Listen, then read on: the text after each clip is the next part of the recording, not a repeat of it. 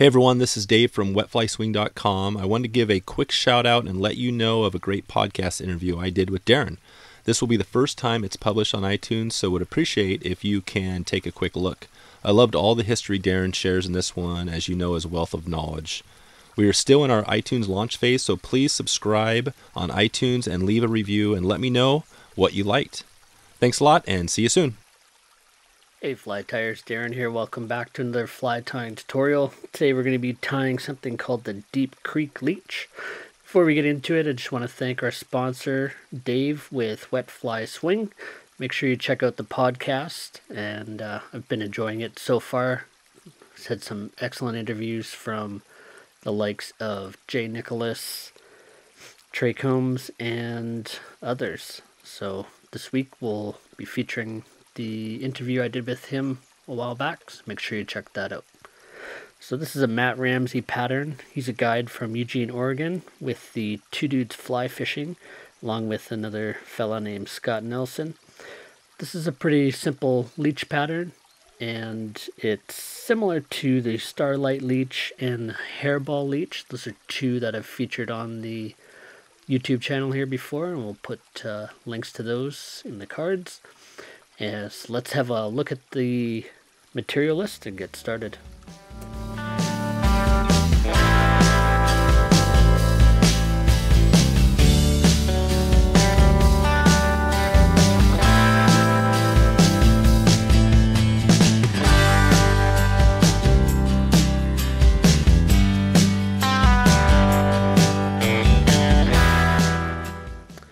Alright, let's get started by putting a fresh hook in the vise.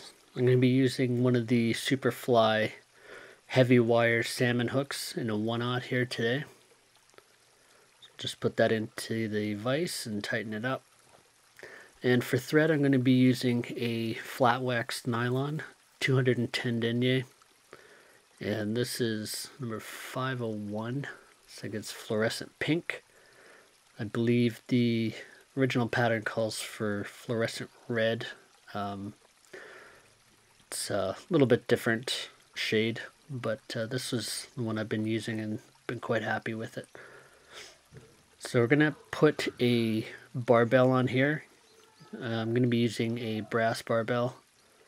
This one just happens to have eyes. If you don't have eyes, that's totally fine. In fact, I kind of prefer just having a silver plated barbell eyes, or lead. If you don't have the brass, those work well.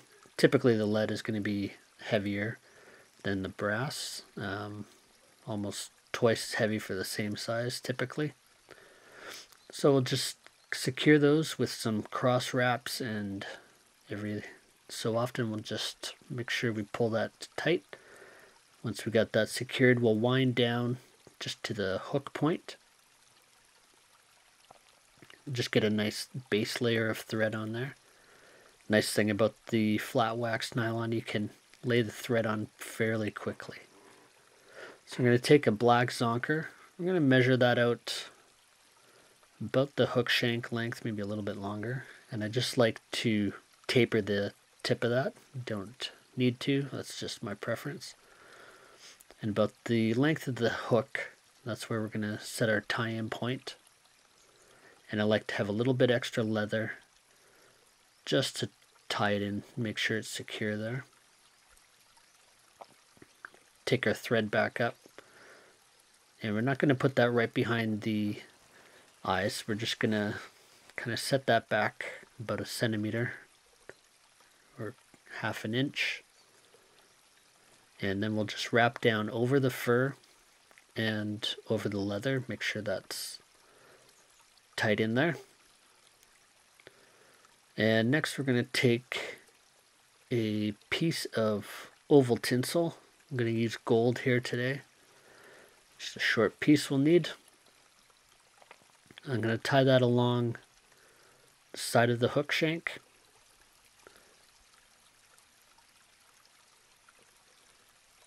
And we'll just tie that down into where the tail is tied. And then next I'm going to grab a length of flat diamond braid in pearl, and we'll just tie tie that in along the side as well. And with that pink thread underneath, it really makes a difference when you're using the pearl braid.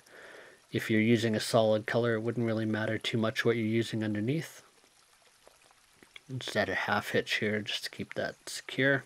So I'm going to use my rotary vise here just to twirl on the flat braid. If you don't have the rotary vise, you'll just have to do it end over end, but this just helps it go a little bit quicker. So as I was saying, you can kind of see the pink underbody peeking through the pearl diamond braid there.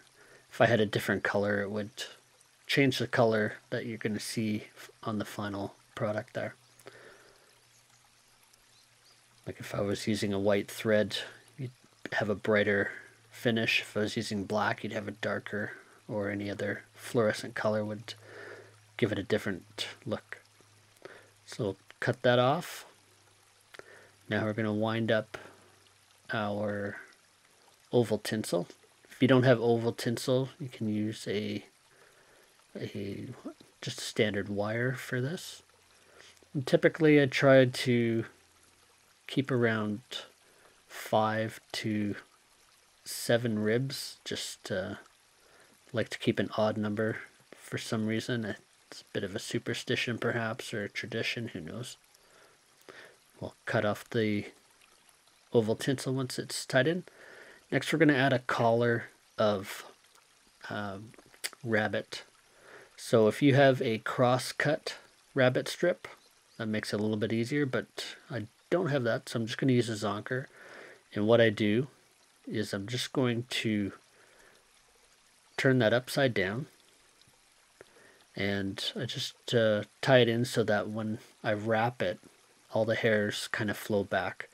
So even though it's a zonker strip, it still has a natural tendency to flow back depending on which way you wrap it. So we're going to add about 2 wraps of the rabbit in there, and we're just going to put that in behind the bead. And secure that off. Try not to trap down too much of the extra hair if you can help it. Then we'll snip off the extra leather.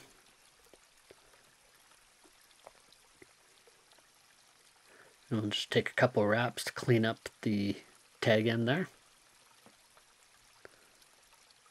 And then next we're going to take a hackle, either a saddle hackle or a schlappen hackle. I'm going to be using a Silver Dr. Blue schlappen here today.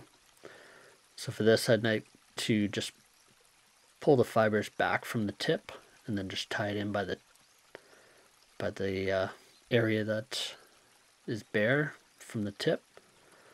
Just add a few wraps, fold that back just to secure it. And then we'll snap the tip off. We'll rake our scissors along the top, and then we're just going to wrap it. We're going to palmer that. We're going to give it several turns, just to make a nice little collar there. I tend to wrap this a little bit forward, and then I'll wrap back over it with the thread, and that kind of helps keep it tame, and it also really locks in those fibers and a little bit of the stem, so you're less likely to have this collar come undone if it hits a tooth or a snag.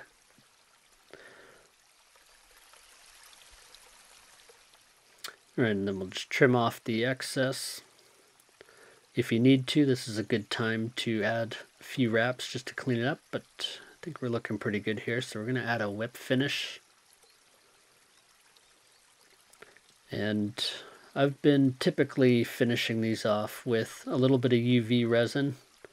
I don't have it handy, so we're just going to use a little bit of glue here to finish this fly off. And then we'll give it an hour to dry, and then there we go.